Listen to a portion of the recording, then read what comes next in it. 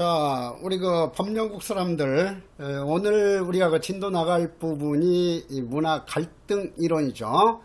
그래서 문화 갈등 이론, 이것은 셀린에 의해서 제시된 이론인데, 이 문화 갈등 이론을 규범 갈등 이론이라고도 한다 하는 것을 좀 이해하도록 하고, 지금 오늘 이 강의가 좀 늦어졌는데, 어제 이 강의 그 촬영한 부분이 기술적으로 오류가 발생이 돼 가지고 오늘 이렇게 다시 한번 그 촬영해서 올리는 거니까 너그럽게 좀 이해를 좀 해주도록 하세요.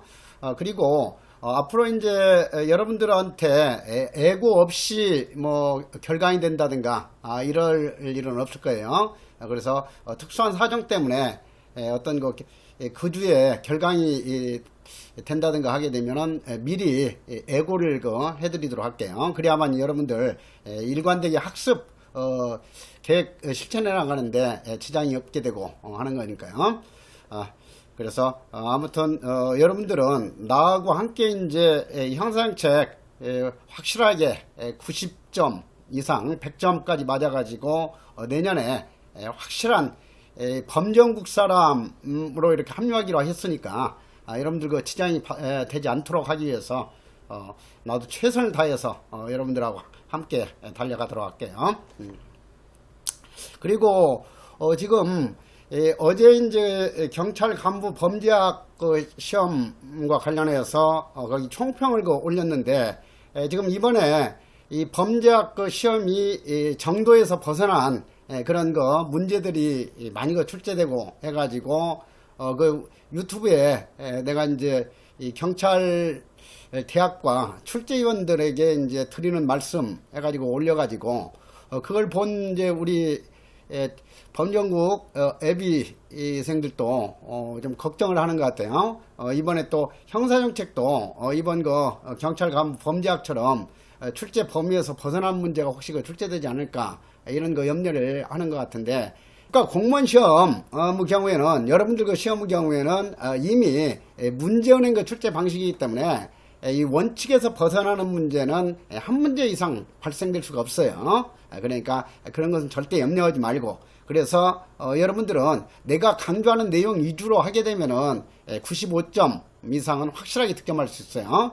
그러니까 내가 만점 100점까지 확실하게 장담하지 못하는 것은 항상 그 어떤 시험이든 만점 방지용 문제로 전혀 애외적인 문제, 그러니까 일반적으로 이렇게 공부 범위에서 벗어나는 문제가 한 문제 정도는 출제될 수 있어요. 그래서 그것은 관용적으로 용납이 되는 거지만은 뭐 두 문제 이상 그런 문제는 출제될 가능성이 없으니까 여러분들은 염려할 필요가 없어요. 그리고 이번에 지금 그 범죄학에 있어서도 출제된 문제에 있어서 복수 정답으로 내가 지적을 했는데, 이번에 지금 그 경찰대학 측에서도 복수 정답으로 인정했다는 그런 그 소식이 지금 전해왔다고 그래요. 그러니까 뭐 이 형사정책에 있어서는 그래도 나는 뭐 평생 30년 동안 이 한 분야만 계속해서 연구해오고 하는 사람이기 때문에 가장 정확한 지식을 여러분들한테 전달해 줄 수가 있고,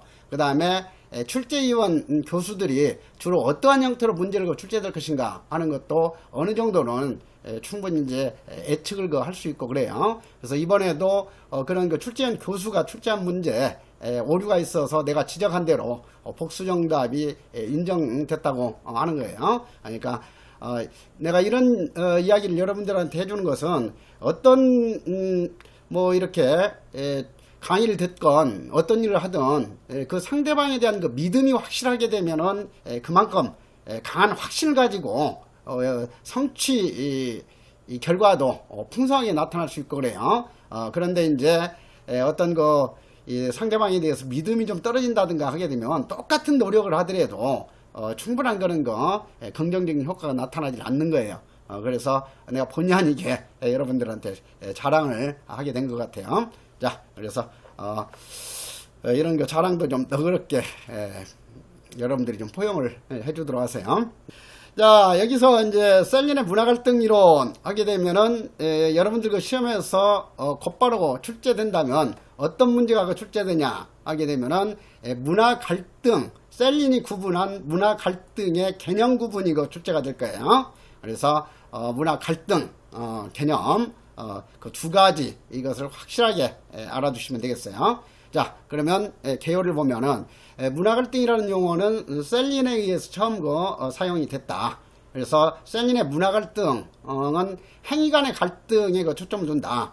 그냥 쉽게 말하게 되면은 우리나라에서 이제 살다가 미국 쪽으로 이민을 가가지고 이제 실제로 뭐 종종 발생했던 그 사건들이 있어요. 그건 뭐냐면 우리나라에서는 우리나라 그 행동 규범에 의하면은 어린애들 그 귀여우면 나무집 아이라 할지라도 이제 우리 세대까지만 하더라도 그랬어요. 여러분 세대는 그러지 않은 것 같은데 뭐 나무 아이라도 좀 귀엽고 그러면은 뭐 우연히 만났을 때도 그냥 같이 머리도 이렇게 쓰다듬어 주고 그리고 이제 뭐 남자아이들 같으면은 이놈 녀석 참 앞으로 장군감이네 하면서 그냥 만져주고 뭐 이런 것이 너무 자연스러웠어요. 그러면 그냥 그 부모들도 우리 아이 참 이렇게 이뻐해 주시는구나 이렇게 너그럽게 받아들이고 서로 그랬었죠. 그래 그런 거 문화 그런 거 행동 규범을 가지고 미국으로 이민 가가지고 이제 은연중에 또 이제 서양 아이들 어렸을 때 보면 아주 귀엽고 그러잖아요. 그러니까 좀 친하게 지내는 그런 이웃집 백인 그런 아이들 이런 아이들한테 그냥 무심결에 그런 행동을 하게 돼요. 그러니까 그냥 그 친하게 지냈던 그 아이 부모가 왜 그래요? 우리 아이 이렇게 아동 성추행을 하는 거예요. 해가지고 바로 고소하고 이런 일들이 종종 발생이 됐던 보도가 있었고 그렇죠. 그래서 이것은 지금 우리나라 규범으로 보면은 너무나 이제 오히려 사랑해주는 그런 행동인데 그 미국 백인들 그 규범으로 보면 완전히 아동 성추행이라는 아주 추악한 범죄가 되는 거예요. 그래서 이렇게 이 셀린에 의하면은 똑같은 어떤 행동이지만은 그것이 이제 그것을 어떻게 이제 평가하는 규범이냐에 따라서 그것이 정상적인 행동이 될 수도 있고 범죄적이고 일탈적인 행동이 될 수도 있다. 그래서 이런 반드시 어떤 범죄냐 아니냐는 것은 법률 기준으로만 평가될 수 있는 것이 아니라 어떤 각각의 집단들의 고유한 문화 가치관에 의해서도 이렇게 평가가 될 수 있다 하는 것을 지적했다는데 이 이론에 의의가 있는 거예요. 자, 그래서 앞으로 시험에서도 항상 이론의 주장자 바꾸는 문제가 종종 출제가 되니까 문화 갈등 이론은 셀린에 의해서 제시됐다. 그래서 셀린의 문화 갈등 이론 내지 규범 갈등 이론 이렇게 기억을 하면 되겠고 그 다음에 이제 그는 범죄와 일탈행동은 문화적 규범적 갈등 속에 있는 사람의 정상적이고 학습된 행위다. 이것은 어디에서 많이 듣던 내용이죠. 바로 서덜랜드가 제시했던 그런 논리예요. 그래서 범죄 행동은 비정상적인 학습 과정을 통해서 형성된 행동이 아니라 범죄 행동이나 준법적인 행동이나 학습 메커니즘은 동일하다. 학습 과정은 같다. 다만 이제 이 접촉 유형의 차이에 따라서 범죄자가 되느냐 준법 시민이 되느냐 한다고 그랬죠. 자, 그렇듯이 이 문화 갈등 이론 이것도 학습 이론의 관점이 강한 이론이다 이렇게 볼 수 있어요. 그러니까 어떤 일탈적이고 범죄적이고 여러 가지 어떤 이 행동 규범이나 가치관이 있는데 어떤 것을 선택해서 내가 학습하느냐에 따라서 행동이 달라지게 된다 하는 거예요. 그래서 이런 소수 집단의 어떤 가치관이나 행동 규범을 자연스럽게 받아들여서 그것을 학습해 가지고 거기에 따라서 행동했을 때 보편적인 어떤 법 규범의 입장에서 볼 때는 그것이 비행이나 범죄로 될 수도 있다 하는 것을 설명할 수 있는 이론이다 하는 거예요. 자, 그래서 이 셀린은 일탈의 행동이라는 것은 문화적 규범적 갈등 속에 있는 사람의 정상적이고 학습된 행위라고 설명하는 것이지 비정상적이고 학습된 행위라고 설명한 것이 아니다. 자, 이런 것이 시험에 출제되겠죠. 그래서 정상적을 비정상적으로 바꾸는 그런 함정 이런 것을 좀 주의할 필요가 있어요. 그리고 범죄는 그런 갈등의 표현이고 갈등의 표현이다 뭐 거창한 말이 아니라 바로 여러 가지 어떤 행동 규범이 있을 때 어떤 행동 규범을 선택해 가지고 따르느냐에 의해서 나타난다 하는 거예요. 자, 범죄 행동은 그러한 그 갈등의 표현이고 자신의 그 속한 집단의 규범과 가치에 따라서 행동하는 사람들이 법으로 규정된 다른 집단의 규범 가치를 위반한 결과이다. 그래서 방금 내가 사례로 들었던 우리나라 사람들이 미국에 가가지고 왜 아동 성추행 범죄자가 될 수 있는가 하는 것을 좀 이해하면 이것은 자연스럽게 파악이 되죠. 자, 그래서 그 점을 좀 이해하도록 하고, 그래서 다시 말해서 어떤 행동이 범죄로 되는 것은 도덕적으로 사회 전체에 해가 되기 때문이 아니라 반드시 반사회적인 행동이어서가 아니라 입법, 사법, 행정에 관한 영향력은 지닌 지배 집단의 이익에 해가 되기 때문이라고 주장했다. 우리나라 사람들이 미국에 이민 가면은 아주 소수 집단이죠. 그렇지만 그 소수 집단 고유한 그런 행동 방식에 따라서 행동했을 때 우리나라의 어떤 그 가치 규범으로 보면은 지극히 정상적인 행동이지만 다수 집단인, 주류 집단인, 지배 집단인 백인 그 법률, 미국 법률 규범에 의하면 그것이 범죄로 규정될 수 있다 하는 거예요. 자, 그래서 범죄 발생 과정은 당연히 이런 그 논리에 의해서 설명을 하고 있겠죠. 셀리는 범죄는 문화의 소산이라는 그 전제하에 범죄를 이해하고 있다. 그렇지 반드시 범죄자가 근본적으로 아주 악질적이고 나쁜 그런 그 인간이기 때문에 그런 그 범죄자가 되는 것만은 아니다 하는 거예요. 그래서 셀리는 범죄는 문화의 그 소산이라는 그 전제하에 범죄를 이해하고 있으며, 그는 문화 갈등과 범죄라는 그 저서를 통해서 다원적이고 복합적인 현대사회는 고유한 규범 의식을 가진 다양한 부분 사회를 내포하고 있기 때문에 다원주의 사회죠. 다양한 집단들이 모여 사는 그런 그 현대 사회예요. 그래서 이러한 사회에서 전체 사회의 그 규범과 지배 집단의 어떤 그 규범과 소수 집단 부분 사회의 그 규범 안에는 이런 이 갈등이 생기기가 쉽고, 그러니까 똑같은 상황에서 어떻게 행동하는 것이 바른 행동인가 하는 것은 각 집단에 따라서 다른 행동 규범이 있다 하는 거예요. 그래서 각각 다른 그런 그 행동 규범이 있을 때 이제 어떤 행동 규범에 따라서 행동하느냐에 따라서 이제 평가가 달라지게 된다 하는 설명이잖아요. 그래서 이러한 종류의 문화 갈등이 내면화되고 규범 갈등이 되게 되면 그것은 개인의 인격 해체를 일으켜 가지고 결국 범죄를 유발하기 쉽게 된다 하는 거죠. 그래서 어떤 그 상황이 있을 때 다양한 행동 규범이 있을 때는 이런 행동 규범을 따를까 저런 행동 규범을 따를까에 따라서 이제 그런 그 문화 갈등이 강한 그런 상황에 있어서는 자기가 어떤 행동에 의해서 일관되게 살아가야 할지 행동해야 할지 이런 것이 제대로 정립될 수 없다 하는 거예요. 그래서 그런 것 측면에서 이렇게 기회적으로 순간적으로 범죄에 참여할 가능성도 달라지게 된다 하는 설명으로 이해를 하시면 되겠어요. 그리고 이제 그 시험에 가장 그 출제 가능성이 높은 것이 바로 이거예요. 이 셀리는 문화 갈등의 개념을 1차적 문화 갈등하고 2차적 문화 갈등으로 구분했다 하는 것. 그래서 이 1차적 문화 갈등하고 2차적 문화 갈등을 주바꾸는 문제는 자주 출제할 수밖에 없어요. 그래서 1차적 문화 갈등 하게 되면은 뭐냐 하게 되면은, 자, 이것은 이제 방금 전에 예를 들었던 그 내용 가지고 이해할 수 있어요. 이제 우리나라 문화하고 미국 문화, 그리고 이슬람 문명하고 기독교 국가의 행동 규범, 이것은 상당히 큰 차이가 있고 하는 거죠. 그래서 이런 우리나라와 미국 문화가 이렇게 충돌했을 때, 수평적으로 이렇게 부딪혔을 때 나타나는 문화 갈등, 기독교 문명과 이슬람 문명이 서로 수평적으로 부딪혔을 때 나타나는 문화 갈등, 그리고 이제 프랑스가 알제리를 식민지화 했을 때 이제 알제리의 전통적인 이 행동 규범에 따라서 자기 집안에 있는 여자 아이를 꼬드겨 가지고 이제 이렇게 유혹을 한다든가 뭐 연애를 한다든가 뭐 이런 경우에는 자기 집안을 명예를 훼손시켰다 해가지고 상대방 남자아이를 살해를 해도 그것은 명예살인으로서 그냥 인정이 되는 거죠.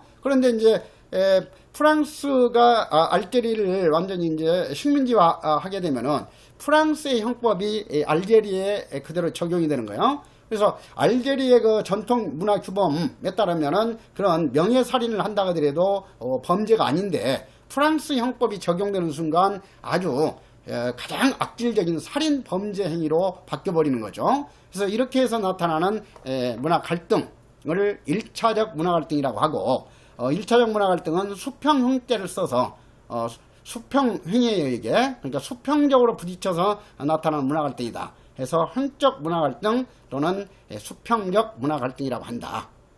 그 점을 좀 확실하게 이해를 하도록 하세요. 그래서 여기 그 사례를 드러났죠. 그 다음에 2차적 문화 갈등 하게 되면은 이제 원래는 그 문화권에서 하나의 문화만 있었는데 이제 시간이 흐르면서 다양한 이런 그 문화가 형성이 되는 거죠. 그래서 주된 문화하고 이 하위 문화 내지 부차 문화 내지 부문화라고 한다고 그랬죠. 하위 문화를. 그래서 이렇게 주된 문화와 부분 집단들의 그런 이 하위 문화가 서로 충돌돼서 나타나는 문화 갈등, 이것이 2차적 문화 갈등이다. 그래서 항상 시험 문제에 있어서는 1자인지 2자인지를 잘 구분하도록 하세요. 그래서 순간적으로 뭐 시험장 들어가서는 뭐 초긴장 상태에 있고 이러다 보니까 이제 1자를 2자로 바꾼다든가 이렇게 했을 때 아차하면 그 함정에 빠져가지고 억울하게 또 한 해 동안 더 고생하게 되고 이런 경우가 발생될 수 있어요. 그래서 항상 셀린의 문화 갈등 내지 규범 갈등 이론에서는 이 2차적 문화 갈등에 해당하는지 1차적 문화 갈등에 해당하는지를 잘 구분하도록 해라. 그리고 이제 명확하게 기억이 나지 않을 때는 4개 선지 중에서 1차적 문화 갈등 또는 2차적 문화 갈등이 들어있는 그 선지, 그게 함정 오답 지문일 가능성이 매우 높다. 이런 관점에서 파악을 하면 되겠어요.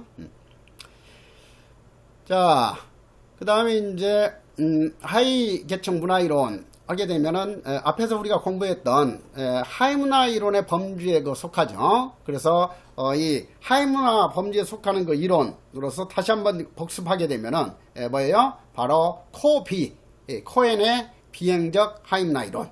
그 다음에 클로드와 올린의 차별적 기회 구조 이론이죠. 차별적 기회 구조 이론. 그래서 이러한 코엔의 이론이나 클로드의 올린의 이론은 하위 문화 이론이면서 긴장 이론의 범주에 속하고, 그리고 그것의 바탕이 되는 것은 합의론이지 갈등론이 아니다 했어요. 그래서 항상 긴장 이론하고 갈등 이론이 헷갈리지 않도록 주의해라 해서, 긴장하고 갈등 아차하면 머릿속에서 순간적으로 착각할 수 있는 거 개념이에요. 그래서 그 점을 주의하라고 하면서 항상 이 코엔의 비행적 하위 문화 이론과 대비시켜 가지고 출제되는 것이 밀러의 하층 계급 문화 이론, 하위 계층이라고도 하고 하층 계급이라고도 하고 그래요. 그래서 하위 계층 문화 이론 내지 하층 계급 문화 이론 하고 대비시키는 문제가 출제가 된다. 그러니까 다시 한번 복습하면 코엔은 하위 문화가 중상류 계층의 문화에 대항하기 위해서 반발적으로 형성된 문화라고 본다. 그래서 코엔에 의하면 하위 문화는 대항 문화 내지 반항 문화이지만, 밀러는 뭐라고 그랬어요? 자기들의 생활 여건을 반영해 가지고 오랜 세월이 흐르면서 자동적으로 자연스럽게 형성된 그런 거 문화일 뿐이지, 코엔 선생이 지적했던 대로 그런 거 반발 문화, 저항 문화로서 인위적으로 만들어진 문화라고 보는 것이 아니다. 고유한 문화로 본다. 자, 그래서 첫 번째 코엔과 밀러의 차이점. 코엔은 하위 문화를 대항 문화 내지 반항 문화로 보지만, 밀러는 하위 문화를 고유한 문화로 본다 했어요. 그 다음에 두 번째가 뭐였어요? 바로 이 코엔의 이론은 긴장 이론이지만 밀러의 하위 문화 이론은 갈등 이론의 범주에 속한다 했어요. 그 다음에 세 번째가 바로 이 코엔은 하위 문화의 그런 특징으로서 6가지 하위 문화의 특징을 제시했다 했죠.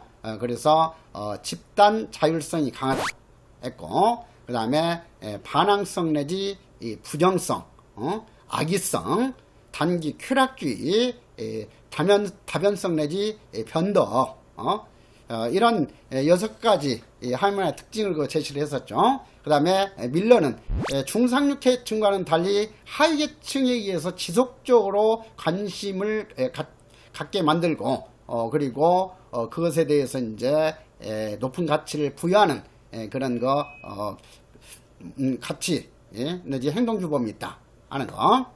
자, 그래서 이 하위계층의 중점 관심이 바로 하이문화의 특징이라고 할 수 있어요. 그래서 밀러와 코엔은 그런 하이문화의 어떤 특징 가지고 서로 뒤바꿔서, 또는 밀러의 어떤 하이문화의 하위계층의 중점 관심사항에 해당하는 것을 코엔의 하이문화의 특징으로 이렇게 변형시킨다든가 끼워넣기 한다든가, 이런 문제가 출제가 된다고 그랬어요. 그래서 이 부분에 있어서는 항상 밀러나 코엔이 나오면은 서로 뒤바꾸는 함정이 아닌가를 주의하는 것이 가장 중요하다 하는 거. 자, 그래서 그런 것을 바탕으로 해가지고 다시 한번 복습을 하도록 하자고요. 밀러는 하위계층의 하이문화가 중산층 문화에 대한 반발에서 비롯다는 코엔과는 달리, 하위계층은 중산층 문화와는 구별되는 별개의 고유한 문화를 갖는다고 보았다 하는 거. 그래서 그 문화가 중산층 문화처럼 오랜 전통이 있다.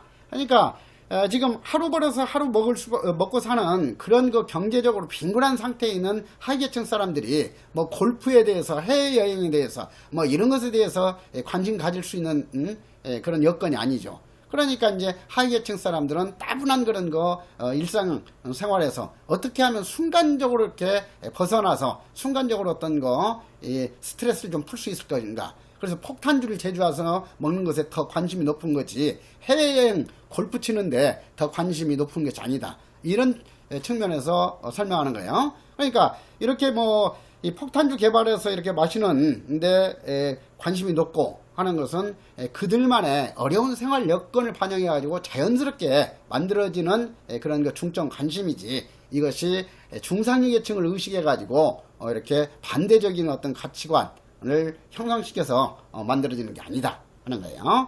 자, 그래서 그 점 이해하는 내용이죠, 여기서는. 그래서 밀러는 하위계층의 구성원들이 주류를 이루고 있는 중산층과 구별되는 중점 관심사항 또는 중심 가치를 지니고 있다고 보고, 그러니까 계층마다 중점 관심이 다른 거야. 중상류 계층 사람들은 골프 치는 것이라든가 해외 여행하는 것이나, 그 다음에 행동할 때 이제 항상 예절 바르고 고상하고 우아하게 이렇게 행동하는데 관심이 높죠. 그렇지만은 어렸을 때부터 제대로 교양도 익힐 수 없는 여건에서 살아가는 하위계층 사람들은 그렇게 연약하고 부드럽게 행동하는 거, 이런 것보다는 굳세고 억세게 강인하고 터프한 행동, 이런 데 관심이 높을 수밖에 없다 하는 거죠. 그래서 이렇게 계층에 따라서 고유하게 중점 관심사항이 다르게 나타나게 되는 것이고, 그런 중점 관심사항을 반영해서 형성되는 것이 바로 각각의 그런 문화들이다 하는 거예요. 그래서 이제 그 설명을 여기서 하고 있죠.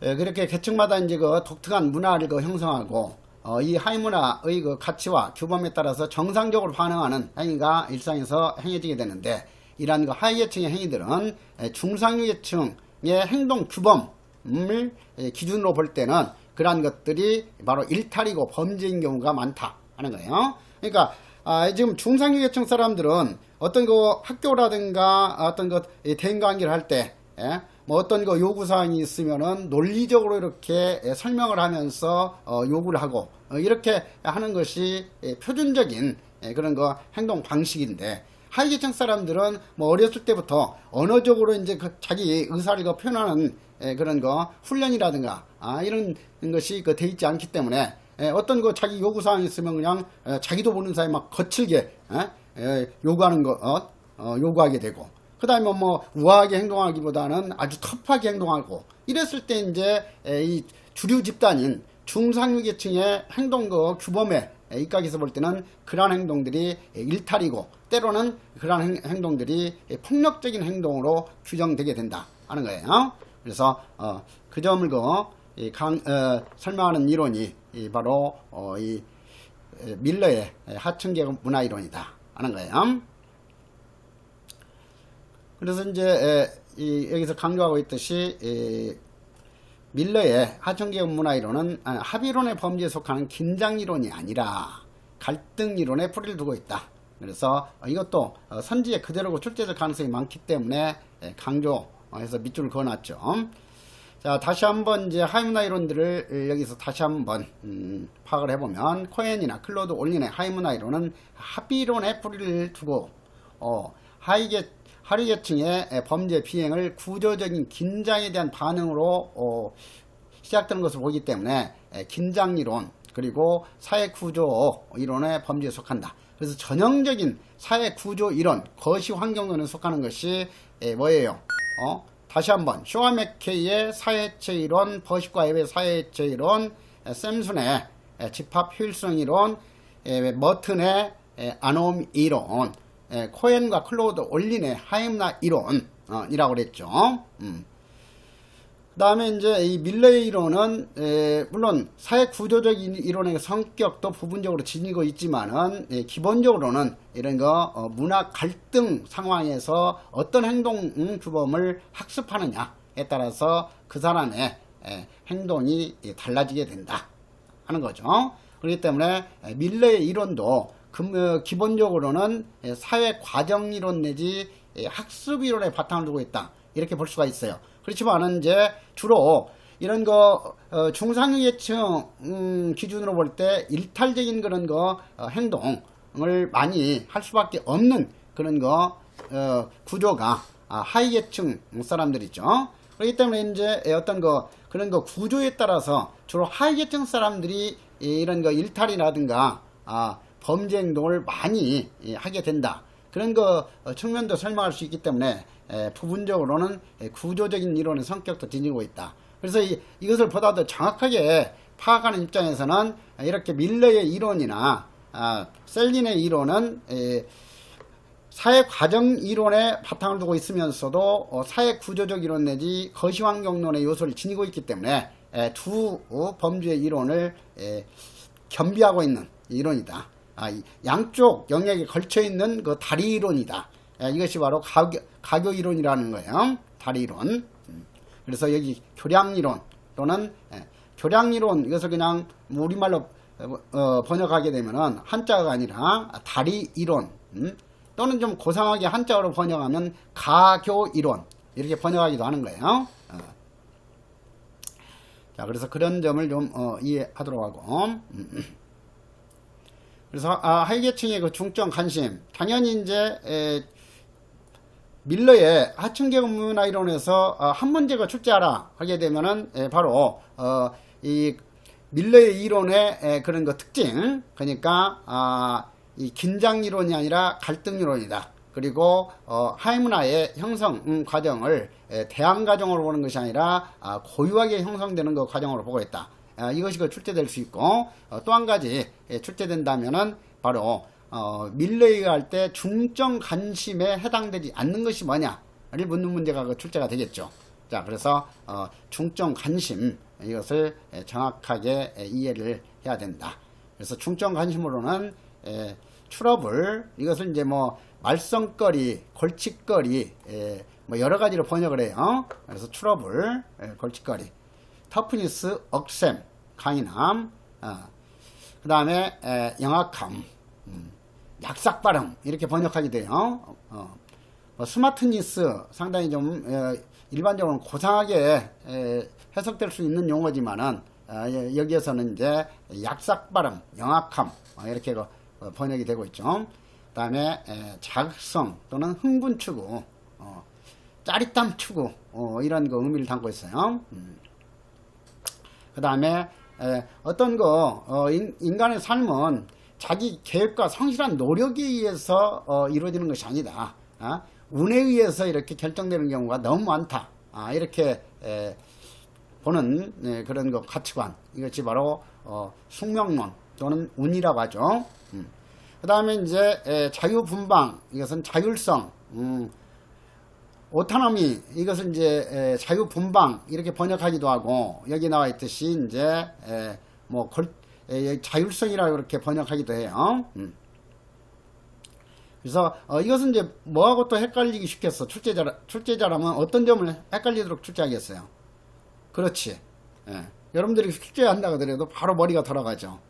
코에는 그룹 오타남이었죠. 집단 자율성이었어. 근데 밀러는 오타남이 그룹자가 들어가느냐 들어가지 않느냐야, 집단 자율성이냐 그냥 자율성 내지 자유분반이냐, 이런 것들도 이제 출제했을 때 아차하면 속을 수 있죠. 그래서 그런 점을 좀 주의하고, 그 다음에 그 밀러의 이론의 어떤 그 배경이 되는 것이 바로 흑인 그런 하류계층 가정들이에요. 흑인 하류계층 가정의 경우에는 이제 뭐 어떤 그 계기에서 서로 만나가지고 아이를 낳은 뒤에 이제 뭐 경제적으로도 안정도 돼 있지 않고 또 뭐 학력도 제대로 지니지 못한 그런 그 상황이고, 어린 나이에 그런 그 행동이 이루어지고 하니까 그냥 아이 낳고는 남자는 어디 또 떠나버리고, 그러면 그 아이를 여성 혼자서 그 어렵게 길러나가고 이런 그 상황에서 이제 자라나는 남자 청소년 아이들이 왜 그렇게 일탈적인 행동이나 범죄 행동을 많이 하게 되는가 하는 것을 이제 분석하는 거예요. 그래서 이런 거 여성 가장 가구, 어머니와 아들만 있는 그런 그 가정을 대상으로 해서 설명된 이론이다 하는 거죠. 자, 그래서 그 다음에 하이문화 이론에 있어서 이전에도 설명했듯이 갱하게 되면 뭐 마피아처럼 뭐 전문적인 어떤 그 조직범죄 집단을 뜻하는 개념이 아니야. 그냥 뭐 우리나라식으로 하면 일진회라든가 그냥 몇몇이 모여가지고 그냥 말썽 일으키고 이런 거 비행 집단, 이런 정도의 의미예요. 갱이라는 것은. 자, 그래서 이와 같은 그 모자가정 구조와 중증 하류계층 사람들만의 중증 관심들이 결합하여 갱비행의 환경을 발생시키는 하위계층 문화가 독자적으로 고유하게 형성된다는 것이 밀러의 핵심 논리이다. 그리고 밀러는 왜 하위계층 사람들은 그렇게 많은 그 범죄를 행하게 되는가에 대해서 하위계층의 그런 고유한 중점 관심사항에 따라서 행동하게 되면 그러한 것들이 보편적인 어떤 거 법률 규범이라든가 중상류계층의 가치 규범에 입각해서 볼 때는 그러한 행동이 범죄나 일탈로 규정되는 경우가 많아진다 하는 거예요. 자, 그래서 갈등 이론의 관점을 거치하고 있다. 그래서 갈등 이론이라는 것은 어떤 행동에 대해서 평가하는 것 기준이 합의된 하나의 보편적인 평가 기준이 아니라 각 집단에 따라서 다른 평가 기준이 적용이 된다고 보는 것이 바로 이 갈등론적인 관점이에요. 그리고 갈등론적인 관점에 있어서는 힘없는 집단의 그런 어떤 그 행동들은 더 많이, 더 불리하게, 더 엄격하게 법이 적용돼 가지고 힘없는 사람 집단의 고유한 어떤 그 행동 방식에 따른 행동들이 범죄로 규정되는 경우가 많다. 그래서 법 제정 및 집행 과정에서 나타난 그런 거 불공정 문제까지도 고려해서 설명하는 이론이 바로 갈등 이론이다 했어요. 그래서 밀러의 하위계층의 중점 관심 이론, 이것은 이제 갈등 이론의 관점이 강하게 제기가 되고 있다 하는 거죠. 자, 그래서 이제 여기서 시험과 관련해서 밀러의 하위계층 중점 관심 별표 몇 개 해야 되겠어? 적어도 3개 해야 되겠죠.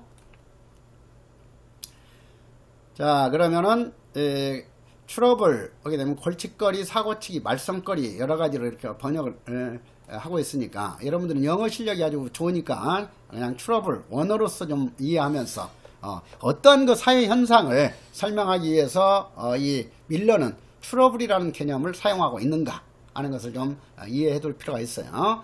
그래서 이 트러블에 의해서 설명하고자 하는 하류계층의 어떤 거 행동 특징, 자, 그것이 뭐냐 하면은 주류 문화의 공식적인 사회 통제자에 대한 그 관심에 대한 그 염려가 하류계층에게는 골칫거리가 된다.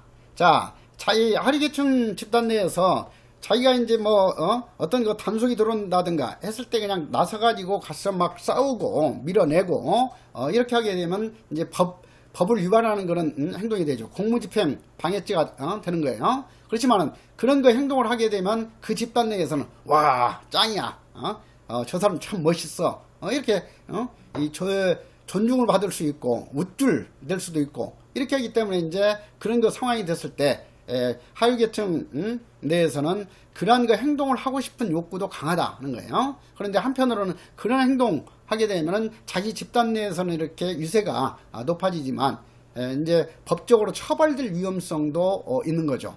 자, 그래서 이런 그 상황에서 법에 따라서 그냥 참고 있느냐, 아니면은 내가 영웅이 되기 위해서 그런 거 거친 행동, 말썽거리를 불러일으키느냐, 이런 것 가지고 고민하는 그런 상황들이 많아진다 하는 거예요. 그리고 이제 또 한 가지 이 출업에 의해서 설명할 수 있는 그런 거 하류계층의 행동 특징은 뭐냐 하게 되면은 어떤 거 그런 거 범죄적인 행동, 일탈적인 행동을 해가지고 교묘하게 잘 피해가지고 처벌도 받지 않고 손해배상도 하지 않으면 참 영리한 사람이다. 이런 것도 평가를 받는 거죠. 그러니까 어떻게 하면은 법을 위반하고도 잘 회피할 것이냐, 이런 것에 대해서 지속적인 어떤 그 관심을 기울이는 경우가 많다 하는 거예요. 자, 그래서 이 출업에 의해서 설명될 수 있는 그런 거 하류계층 사람들의 행동 특성이 어떤 것들인가 하는 것을 좀 이해할 필요가 있어요. 그래서 출업을과 관련되는 그런 거 사례, 이것을 이해하는 문제, 이해하고 있는지를 묻는 문제가 출제될 가능성이 많겠죠. 그 다음에 이제 그 강건함 내지 억셈이라고 번역되는 터프니스는 뭐냐 하게 되면은 이제 이 흑인 하류계층 아이들의 경우에는 어떤 거 심리가 강하냐면은 자기 집안에서 이제 어머니가 이제 남성 역할까지 이렇게 하는 경우가 많고 그러죠. 그러니까 이 아이들은 그것에 대한 어떤 그 반동으로 남자답게 행동하는 것에 대해서 아주 이 강한 이 집착을 가지게 된다 그런 거죠. 그래서 이제 이 흑인 하류계층 아이들의 경우에는 어떤 거 행동을 할 때도 연약하게 부드럽게 행동하게 되면은 그런 것에 대해서는 아주 격이 낮은 행동, 불쌍한 행동으로 이렇게 취급되고 정말 남자답게 강하고 억세게 행동하고, 그것도 모자라서 뭐 육체미를 기르고 거기에다가 이제 그 부도다가 생각하면 막 문신을 막 새기고 이렇게 하는 경향이 강하다. 그래서 항상 이렇게 어떤 그 상황이 되면 심에 의해서 거칠게 행동하는 경우가 많기 때문에 폭력범죄와 관련될 가능성도 그만큼 높아진다 하는 설명이에요. 그 다음에 영악함, 이것은 이제 뭐냐면 하계층 사람들은 가방끈이 짧기 때문에 뭐 일상 사회생활 할 때 번번이 다른 사람한테 속아 넘어가고 이런 경우가 많기 때문에 이제 이런 거 여건 속에서 자라나는 청소년들은 그런 거 이 세상은 속고 속이는 그런 거 사회다. 이런 세상에서 내가 어떻게 하면 남을 잘 속일 수 있느냐. 그래서 내가 교묘하게 잘 속일 수 있는 것을 높이 평가해주는 그런 거 가치가 형성되게 된다 하는 거죠. 그래서 이 흑인 하류계층 아이들의 경우에는 어떻게 하게 되면 내가 사기 도박을 해가지고라도 많은 돈을 벌 수 있고, 어떻게 하면 내가 교묘하게 사기칠 수가 있는가, 이런 쪽에 관심이 높기 때문에 중상류계층 사람들에 비해서 사기범죄와 관련성도 높아질 수밖에 없다 하는 거 설명이에요. 그리고 이제 내부적으로 강인함에 의해서 행동하는 것하고 영악함에 의해서 행동하는 것에 대해서 그 하류계층 집단 내에서도 이 강건함에 의해서 행동하는 것보다도 영악하게 행동하는 거, 이것을 더 높이 평가한다 하는 거죠. 그래서 이제 이런 거 영악한 사람은 최소한의 물리력을 사용해 가지고 다른 사람으로부터 이 교묘하게 이익을 많이 쟁취하고 있기 때문에 강한 남자보다 오히려 이 영악한 남자, 약삭빠른 남자에 대해서 더 높은 평가를 하는 경향이 많다 하는 거예요. 그 다음에 아까 예를 들었듯이 이제 이 하루 벌어서 하루 먹고 사는 그런 거 생활 속에서 어디 뭐 고상하게 골프 치러 가고 해외여행 가고 뭐 테니스를 즐기고 이런 것에 대해서는 언감생신 관심조차 기울일 수가 없는 거죠. 그래서 이런 거 따분한 생활 속에서 어떻게 하면 순간적으로 이렇게 스트레스를 풀면서 순간적인 어떤 거 쾌락을 누릴 수 있는가, 이런 것에 관심이 높아지면서 약물 범죄라든가 알코올 범죄와 관련성이 높아질 수밖에 없다 하는 거예요. 그 다음에 운명주의, 인생을 자음하는 어떤 힘을 자신이 조정할 수 없다는 것 믿음이다. 이렇게 생각하는 것이 바로 운명주의죠. 그러니까 지금 배운 것도 없고, 그 다음에 어떤 사볼 수 있는 자본이라든가 이런 것들도 없는 그런 상황에서 어떤 그 인생의 계획을 세운다 그래서 제대로 계획대로 실현되는 경우가 그 없겠죠. 그러다 보니까 이제 그런 그 여건 속에서 살아가는 사람들의 경우는 세상 만사는 다 이 운명에 의해서 결정되는 것이지 자기 어떤 그 노력에 의해서 결정되는 경우는 드물다. 그래서 어쩌다가 이제 뭐 로또라도 맞으면은 뭐 부유하게 살아갈 수 있는 것이고, 로또라도 뭐 맞지 못하고 하면 평생 이렇게 빈곤한 상태를 모면할 수 없다. 그리고 내가 어떤 거 범죄 행동을 했을 때 검거되면 운이 나쁜 것이고, 검거되지 않으면 운이 좋은 것이다. 그래서 이제 뭐 범죄 행위를 하는 것이나 하는 것도 나의 팔자소간 운명이고, 또 검거되는 것도 뭐 나의 팔자소간 운이 나쁜 것에 불과하다. 이렇게 생각하면 하기 때문에 어떤 그 범죄 행동에 대해서 뭐 심각하게 받아들이지 않고, 그래서 이제 상습적으로 그런 행동을 하는 경향도 많다 하는 거예요. 그 다음에 항상 남한테 이제 그 지시받고 의리 입장에서 생활할 수밖에 없는 그런 거 여건에 처해 있는 하류계층 사람들은 뭐 이제 그것에 대한 그 반동으로 어떤 그 상황이 되게 되면 내 멋대로 마음껏 어떤 행동을 하고 싶은 욕구가 강하다 하는 거예요. 그래서 이 하류계층 사람들은 이제 어떻게 하면 뭐 이런 힘 있는 집단으로부터 지배를 받지 않고 그러한 그 통제에 따르지 않고 내 멋대로 행동할 것인가, 이런 것에 대해서 관심이 높다. 그래서 순간적으로 그런 거 기회만 되면은 지 멋대로 자유분방하게 이렇게 일탈적인 행동이라든가 이런 것을 하려고 하는 성향이 크다 하는 거예요. 자, 그래서 이 아토노미 이것은 이제 외부적인 통제라든가 행동에 대한 그 규제, 그리고 불공정하고 강제적인 권위 등에 대해서 강력하고 빈번하게 그 표출되는 분노에 따른 관심이다 하는 거. 자, 그러니까 이제 뭐 이 하류계층 청소년들의 경우에는 선생에 대해서도 그런 그 권위적인 선생의 어떤 그 지시에 따르면 참 연약한 놈이다 해가지고 그냥 뭐 선생을 들이받기도 하고 뭐 경찰이라든가 이런 것에 대해서도 막 반항하려고 하고, 기성세대에 대해서도 뭐 이렇게 반발적인 행동을 많이 취하고, 이런 거 경향이 강하기 때문에 그런 거 비행이라든가 범죄와 관련성이 높아진다 하는 거죠.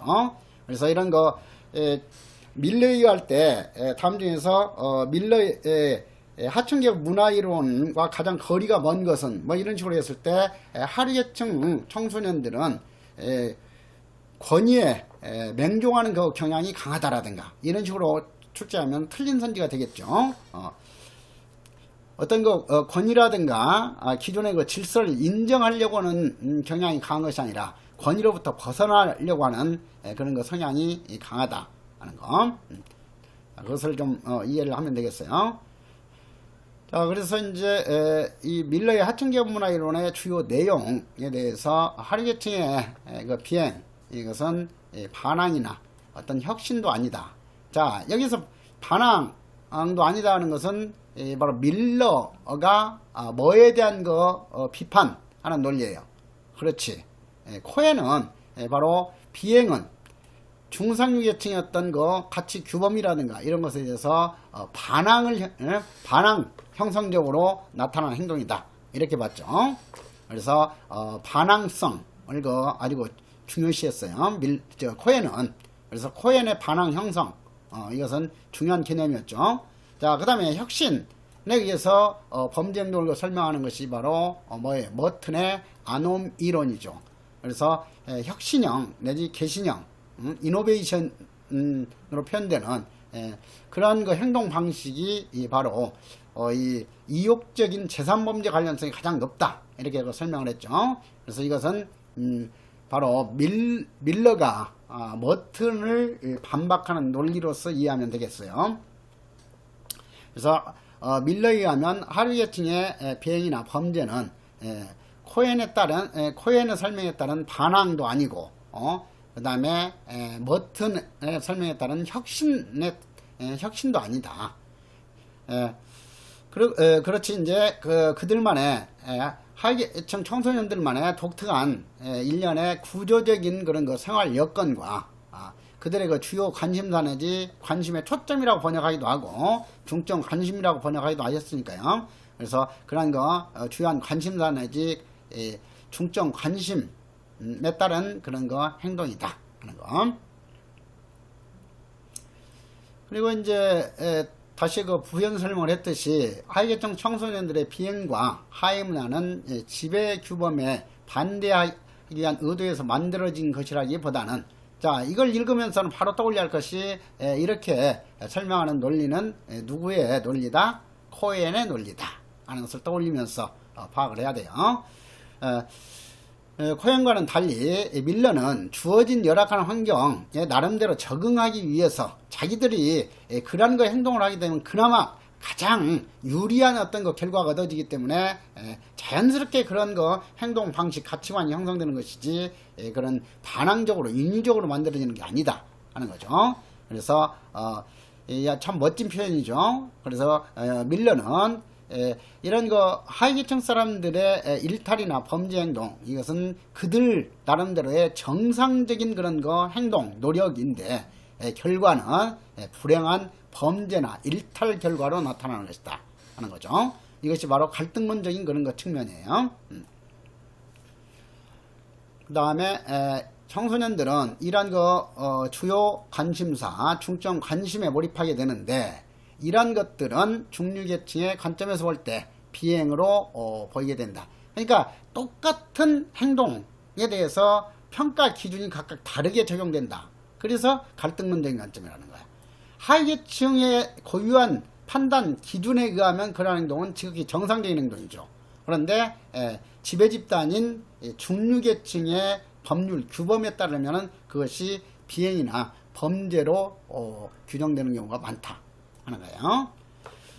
자, 비행 소년 집단이 비행을 저지르는 것은 하층민의 적절한 남성적인 역할을 유지하고 그것을 증명해 보이기 위해서, 그것을 그런 거 본때를 보이기 위한 그런 거 노력에서 비롯되는 것이다. 자, 그것은 주류 문화하고는 어긋나지만 하류계층 그 집단의 고유한 가치 기준에 비춰보면 정상적인 행동에 불과하다 하는 거예요. 자, 그래서 그 점을 이해하도록. 그 다음에 이제 울프갱과 울프갱, 이것도 어떤 교재에 보면은 이것을 그 독일식으로 발음해 가지고 볼프강 이렇게 또 번역해 놓은 책도 있어요. 그러니까 이렇게 볼프강이라고 하게 되면 전혀 다른 학자처럼 착각이 될 수 있으니까 그런 것도 한 번 정도는 익혀두자 하는 거야. 울프갱 또는 울프강을 좀 생각 없는 사람이 이렇게 번역한 책 같은 경우 보면 볼프강, 독일식으로 이렇게 발음해 가지고 번역해 놓은 경우도 있다 하는 거. 그래서 울프강과 페라쿠티, 그래서 이 울프갱은 나중에 또 피해작 이론에서도 설명될 수 있는 학자예요. 그래서 울프갱 같은 경우에는 특히 좀 시험과 관련해서 기억해야 할 학자예요. 그래서 페라쿠티까지는 정확하게 기억하지 않는다 하더라도 울프갱의 폭력 하임나 이론 이렇게 기억해도 돼요. 그래서 울프강 등은 밀러의 그 영향을 받아서 특정 지역에서 폭력을 용인하고 권장하는 폭력적인 하위문화가 존재하고, 이러한 그 문화적인 특성은 이들의 생활 양식이나 사회와 가정, 대인관계 면에서 폭력 사용을 정상적인 행위 양식의 하나로 받아들이기 때문에 그러한 행동을 많이 하게 되는 거고, 그래서 그러한 것이 바로 범죄를 높이는 요인이 된다 하는 것 설명이죠. 그러니까 어떤 거 특히 울프강이 모델로 삼았던 거는 그 지역이 뭐냐면 저기 필라델피아에 있는 흑인 하류 집단 그 지역이에요. 그래서 그런 거 필라델피아에 있는 그런 거 게토 지역이라고도 하는데 그냥 교양으로 알아두면 돼요. 이런 거 어떤 그 슬럼 지역이라든가 이런 데서는 이제 범죄라든가 이런 행동들이 많이 발생이 되고 하는 거죠. 그래서 경찰도 쉽게 손쓸 수 없는 그런 거 지역, 이런 것을 그 게토 지역이라고 하는데, 이런 거 게토 지역에서 생활하는 그런 그 사람들은 폭력적인 행동을 그냥 일상적인 그런 행동 방식으로 받아들이기 때문에 아차하게 되면 그냥 폭력적인 행동을 하고, 순간적으로 자기를 그 멸시하는 그런 말이라든가 행동을 보인다든가 하게 되면 바로 칼로 공격하고 이런 것이 그냥 정상적으로 받아들이는 그런 문화가 강하다 하는 거죠. 그래서 그런 그 문화 속에서는 폭력 하위 문화가 지배하는 그 지역에 있어서는 뭐 살인 범죄라든가 상해 범죄가 다른 지역에 비해서 몇 배로 많이 발생될 수밖에 없다 하는 거예요. 그래서 그러한 그렇게 이제 그런 그 지역에서 높은 범죄가 나타나는 것은 폭력 하위 문화가 이제 지배하고 있기 때문이다. 그래서 폭력 하위 문화에 의해서 사유된 사람은 폭력적인 행동을 일상적으로 이렇게 행하게 되는 경우가 많다 하는 거예요. 그리고 폭력 하위 문화에 대해서도 울프강은 어떻게 설명하냐면은 폭력 하위 문화의 지역에 살아가는 사람이라 하더라도 그 사람들이 근본적으로 이런 거 주류 문화하고 다른 그런 거 행동 규범을 지니고 있는 것은 아니다. 그냥 부분적으로 상황에 따라서 그런 거 폭력적인 행동을 너그럽게 이렇게 받아들이고 이런 거고 할 뿐이지 근본적으로 어떤 그 주류 문화하고 다른 것은 아니다 하는 설명이에요. 그런데 이제 그렇다면 여기서 그 시험에 출제된다면 2번 내용을 구분하는 문제 정도가 출제해야 되니까 여기 별표를 하나 해가지고 특히 이 내용을 잘 알아두시도록 하세요. 폭력 하위 문화가 지배하는 지역에서 생활하는 사람들은 일반인에 비해서 자신의 명예, 집안의 명예, 남자의 명예가 지나치게 강조되는 경향이 있다. 자, 여러분들처럼 이제 뭐 자신감 있는 사람들은 어때요? 뭐 말끝마다 자존심 상하네, 뭐 이런 표현도 안 해. 왜? 자기 자신이 뭐 자부심도 강하고 나는 앞으로 이제 범정국 사람이 돼가지고 이런 거 일탈적인 행동을 하고 삐뚤어진 삶을 살아가는 사람을 내가 바로 잡아주고 이런 거 고귀한 행동을 할 사람인데. 그래서 자기 자신에 대해서 이제 이런 거 자부심도 강하고 이러기 때문에 뭐 누가 이제 뭐 좀 빈정거리는 농담을 하고 한다고 하더라도 그래 그래 뭐 네가 나를 그렇게 그런 거 농담도 하고 하는데 얼마든지 이렇게 너그럽게 받아들일 수 있죠.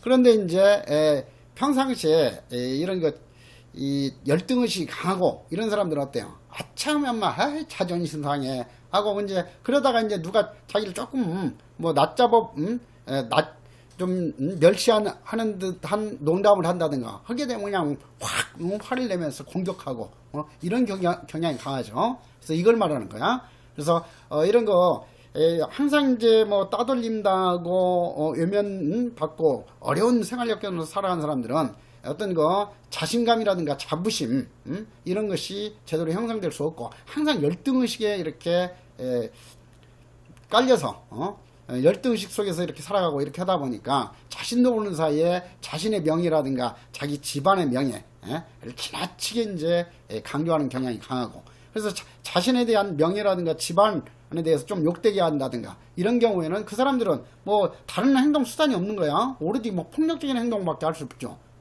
뭐 논리적으로 이제 뭐 상대방을 뭐 공격한다든가 이렇게 할 수도 없고 그러니까 뭐 어떤 그 말이라든가 논리적인 거는 다른 수단보다도 그냥 바로 폭력적인 행동이 나타나게 되고 하는 경향이 많다. 그래서 이제 이런 자신의 명예라든가 집안의 명예에는 지나치게 강조하고 다른 사람의 어떤 생명을 경시하는 거 경향이 강하다 하는 거죠.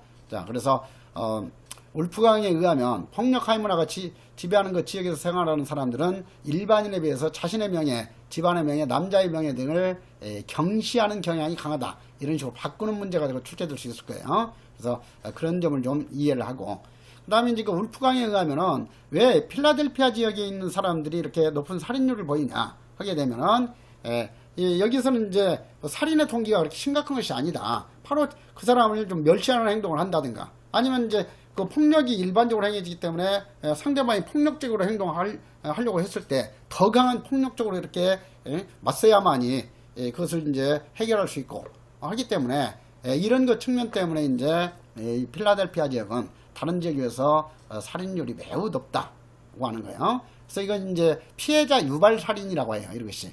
그러니까 처음에 피해자가 시비를 걸었다든가 그런 그 빌밀 그 제공했다가 그걸로 인해서 결과적으로는 살인을 당한다든가 이런 경우가 많다. 그래서 이제 전체 그 살인 사건 중에서 뭐 약 27%에서 30%는 피해자가 유발한 그런 그 살인 경우가 많다 하는 것을 발견했었어요. 그러니까 일반적인 지역에서 나타나는 현상이 아니라 이런 거 필라델피아에 있는 그 게토 지역이라든가 이런 데서 나타나는 특이한 그 현상 아니죠. 그래서 울프강은 피해자 유발 살인 개념을 제시한 학자다 하는 것까지는 좀 기억해 둘 필요가 있어요. 자, 여기까지 먼저 이해를 하도록 하자고요.